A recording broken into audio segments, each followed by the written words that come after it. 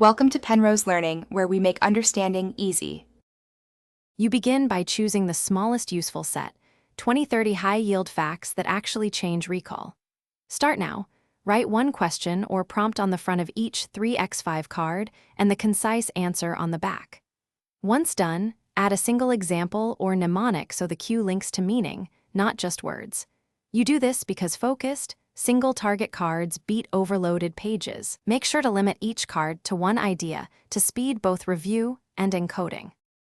You now move into practice. Hold a card, read only the prompt, and answer aloud before flipping it. This active recall forces retrieval and strengthens memory more than rereading.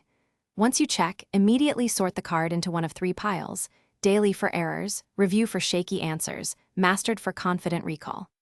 Repeat sessions follow a simple spacing schedule: 1 day, 3 days, 7 days, so that each correct retrieval increases the interval. Make sure to adjust timing when accuracy slips. Finish by refining and tracking. After 2 failed recalls in review, edit the card. Simplify wording, split into 2 prompts, or add a vivid image, because clarity wins. Keep a tally of correct recalls each session and aim for roughly 90% accuracy before moving a card to mastered.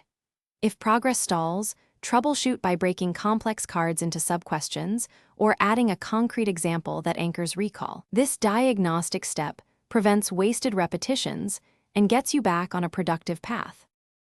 Thanks for watching. If this was helpful, leave a like and consider subscribing. See you next time.